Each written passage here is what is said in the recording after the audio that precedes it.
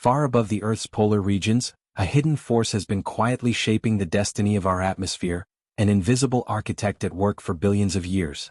Until recently, it was only a theory, a hypothesis buried within decades of scientific speculation. But thanks to cutting-edge advancements in instrumentation and a determined team of scientists at NASA, this force has finally been detected. It's called the ambipolar electric field, a name as mysterious as the phenomenon itself. While not as widely known as gravity or magnetism, the ambipolar field plays a pivotal role in making Earth habitable, balancing forces that protect our atmosphere while allowing life to thrive. And in 2022, for the first time in history, we finally measured it.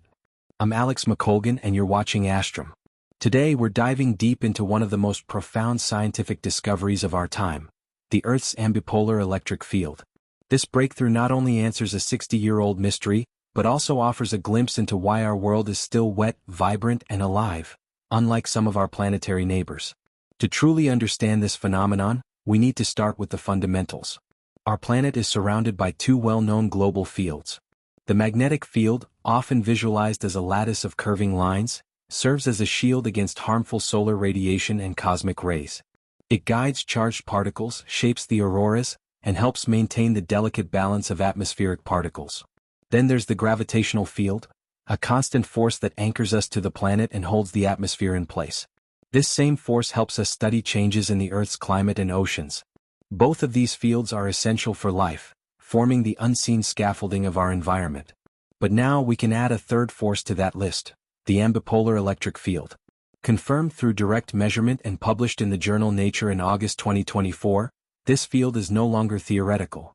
It's a real, measurable energy structure enveloping our planet, subtly influencing the escape of atmospheric particles into space. And to understand its power, we have to understand plasma. Plasma is often called the fourth state of matter, alongside solids, liquids, and gases. It makes up 99% of all visible matter in the universe, from the blazing cores of stars to the shimmering auroras on Earth. On our planet, plasma occurs in regions of the atmosphere where gas becomes sparse enough and energetic enough that electrons are stripped from atoms, creating a sea of charged particles. This typically happens around 90 kilometers above Earth's surface. In most parts of the atmosphere, this plasma remains trapped, caught within a magnetic bottleneck called the plasma pause. This boundary ensures that the plasma rotates along with the Earth, unable to freely escape into the void of space. For a long time, scientists believed all of Earth's magnetic field lines were closed, forming sealed loops that kept these particles contained. That was until we launched satellites into polar orbit. In the 1960s, early spacecraft flying over the North and South Poles began to pick up something strange: a wind of charged particles escaping from Earth, traveling at supersonic speeds. This was more than the expected trickle of particles heated by the sun. These particles were cold, unheated, yet moving incredibly fast. Hydrogen and oxygen ions were seen speeding away from the planet, seemingly unaffected by the typical rules of thermal escape. It was as though an unseen hand was accelerating them. This phenomenon was dubbed the polar wind, and it posed an intriguing puzzle. The sun's energy alone couldn't explain the particle behavior. So scientists proposed that there must be an invisible electric field, one strong enough to pull charged particles upward along magnetic field lines and fling them into space. This field, acting like an atmospheric conveyor belt, came to be known as the ambipolar field. But there was a problem: it was so weak, so subtle, that the technology of the time simply couldn't detect it. Fast forward to 2016. A breakthrough clue came not from Earth, but from our planetary neighbor, Venus. The European Space Agency's Venus Express mission made a startling discovery: a 10-volt electric potential surrounding the planet. This electric field was strong enough to pull heavy ions like oxygen straight out of the atmosphere. Given that Venus was once thought to have oceans like Earth, the implications were huge. Over time, this electric siphon could have been responsible for Venus losing its water, leaving it dry and desolate. This raised an alarming question: does Earth have a similar electric field? And if so, why haven't we lost our atmosphere and oceans? The difference, it seemed, might lie in the strength.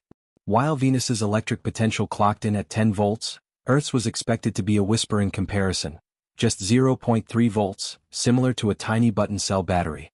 But even that tiny charge could have massive consequences for the movement of particles. To detect such a faint field, NASA scientists had to get creative.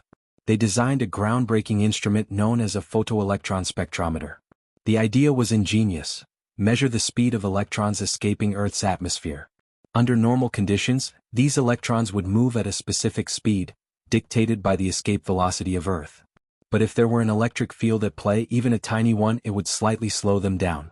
That delay, imperceptible to the human eye, could be detected by a sufficiently sensitive instrument. But placement was everything. The instrument would need to be launched into a high suborbital arc, ideally through the magnetic pole, where the field lines open up to space. The team selected Svalbard, Norway, the northernmost rocket launch facility in the world. Located in the Arctic Ocean, this facility offered a clear path through Earth's magnetic North Pole. On May 11, 2022, NASA launched the Endurance mission, named after Ernest Shackleton's legendary ship that braved Antarctica in 1914. Just like its namesake, this mission aimed to venture into the unknown.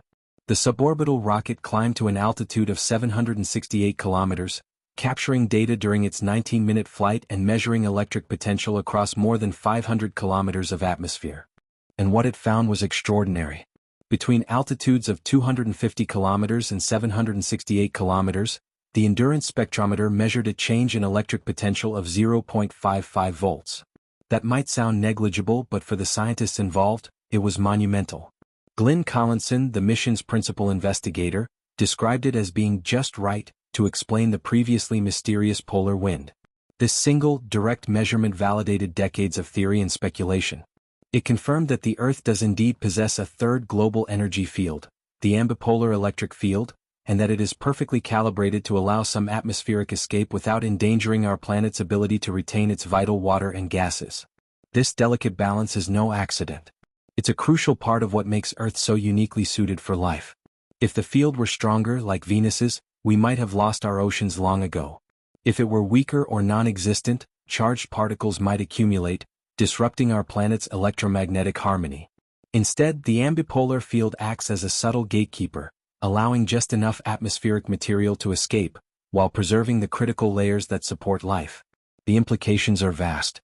This discovery not only enhances our understanding of atmospheric physics but also forces us to rethink planetary evolution and habitability. Could other planets with similarly tuned electric fields be capable of sustaining life? Might we now be able to better assess the atmospheric health of exoplanets based on this knowledge? And we are only just beginning to explore its consequences. In part 2 of this script, we'll look deeper into how this field interacts with solar storms, climate systems, and even space travel. Because this isn't just about what Earth is losing to space. It's about how our planet protects what truly matters: the delicate envelope of air, water, and life clinging to a pale blue world in a vast and chaotic universe. The direct measurement of Earth's ambipolar field marks a defining moment in the history of space science. It's not just the confirmation of a 60-year-old hypothesis. It's the opening of a new chapter in our understanding of how electric forces shape the dynamics of planetary atmospheres.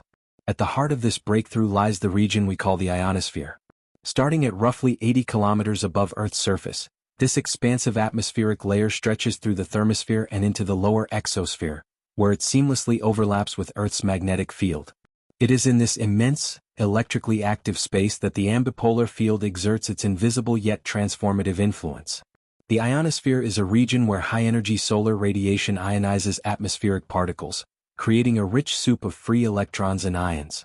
When photons from the sun knock electrons free from their atoms, what remains are positively charged ions. These newly liberated electrons, incredibly light and easily energized, are pulled skyward, while their far heavier ion counterparts are drawn toward Earth by gravity. However, rather than simply separating, the charged particles remain linked by the electric field generated between them. This delicate tension creates the ambipolar electric field, a balanced tug-of-war that gives rise to the polar wind. Though its measured strength is only 0.55 volts, this field is more than capable of launching lightweight particles, like hydrogen ions, to escape velocity. In fact, the force the ambipolar field exerts on hydrogen is 10.6 times stronger than gravity, causing these particles to accelerate rapidly through the upper atmosphere, past the magnetosphere and into space. This flow, known as the polar wind, is especially prominent around Earth's magnetic poles, where magnetic field lines are open and plasma can escape more easily. This continuous escape of particles has measurable effects. Physicists estimate that Earth loses around 3 kilograms of hydrogen gas every second, or more than 95,000 tons each year. Helium also escapes, albeit in smaller quantities with approximately 1,600 tons lost annually. These losses occur through a combination of thermal and non-thermal processes, including the polar wind. Despite the scale, the planet's reserves of these gases are vast, and Earth remains safely habitable for now. Projections indicate that it will take billions of years before atmospheric loss has a serious impact on life or habitability. Still, the implications of this escape are profound. The upward push of electrons, countered by gravity pulling down ions, creates a vertical electric force that inflates the ionosphere. This inflation is key to shaping the structure and dynamics of Earth's upper atmosphere. For instance, oxygen ions, which are heavier than hydrogen, still feel the influence of the ambipolar field. Immersed in this weak but consistent electric potential, they experience an effective weight reduction. The 0.55-volt field decreases their gravitational weight by half, increasing the ionosphere's scale height, or vertical extent, by over 270%. This means that Earth's atmosphere remains denser at higher altitudes than it otherwise would, which plays a role in regulating energy absorption, satellite drag, and weather patterns in the upper atmosphere. The conformation of the ambipolar field helps explain another long-standing mystery: why Earth managed to retain its water while Venus did not. Venus and Earth are often called planetary twins, similar in size, mass, and composition. Yet one is a water-rich paradise, while the other is a scorched desert.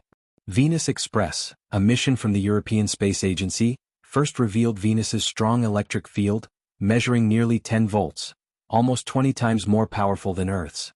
Such a potent field would be capable of stripping heavier molecules like oxygen from the atmosphere. Since water is made of hydrogen and oxygen, it's easy to see how this could lead to rapid loss of moisture, effectively desiccating the planet over time. Earth's much weaker ambipolar field, by contrast, creates a gentler escape process. Hydrogen, the lightest and most mobile element, is still lost in substantial quantities, but heavier particles remain largely bound to the planet. This distinction could be a critical factor in explaining how Earth retained its oceans and remained suitable for life. It suggests that electric fields might be as important to planetary habitability as magnetic fields or atmospheric thickness.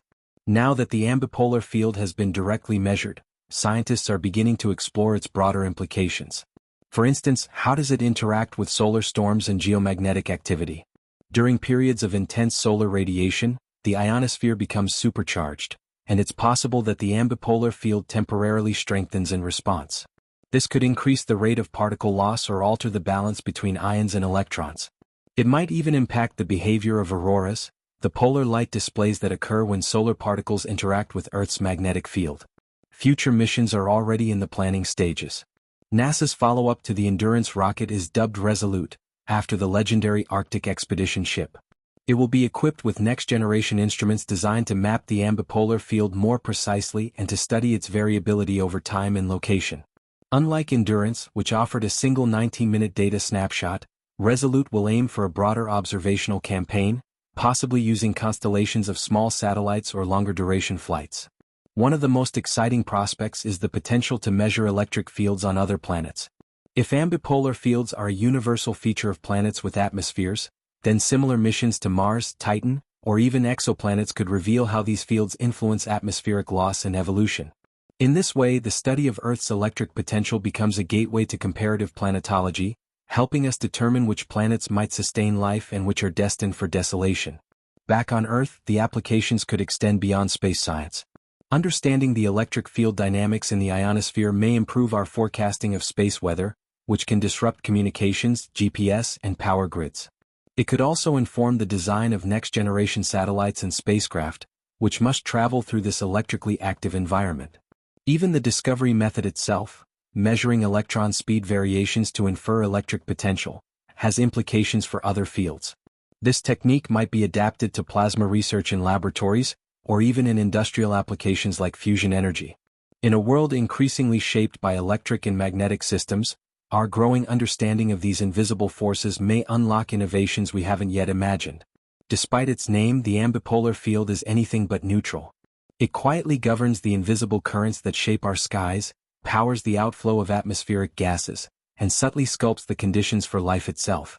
And now that we've seen it, the scientific conversation has shifted. We are no longer speculating about its existence. We are quantifying it, modeling it, and planning new missions to track its every move. When space scientist Glenn Collinson referred to the ambipolar field as an agent of chaos, he wasn't speaking figuratively. He meant it in the most literal and scientific sense, a force that disrupts equilibrium, catalyzes transformation, and influences the long-term fate of atmospheres. From the gentle drift of hydrogen into space to the potential vaporization of an entire ocean on Venus, the ambipolar field is a silent actor in the grand drama of planetary evolution. Perhaps what makes this discovery so compelling is not just its scientific significance, but the sense of wonder it inspires. For decades, a faint electric whisper echoed through our ionosphere, just beyond the reach of our instruments. It took generations of theorists, engineers, and explorers to finally tune in and hear it. What else might be waiting in that quiet upper region of our world? What other forces have yet to reveal themselves? The Endurance mission answered a fundamental question but left us with many more. In the coming years, as new rockets soar over the poles and new satellites orbit the upper atmosphere, we will continue to peel back the layers of this mysterious field. Each new measurement, each voltage shift, each escaping particle adds to a portrait of Earth that is more dynamic and complex than we ever imagined. And in that portrait, lit not just by sunlight but by the faint glow of ionized particles, we see a world still full of secrets. Secrets not buried beneath rock or ocean, but suspended in the sky, dancing between gravity and light, between chaos and structure. The ambipolar field reminds us that even the most invisible forces shape our lives, our planet, and our future. If you enjoyed this deep dive into Earth's hidden energy field, be sure to like the video, subscribe to the channel, and share your thoughts in the comments below. What do you think we'll discover next in the invisible layers of our atmosphere? Until then, keep looking up. The universe is waiting.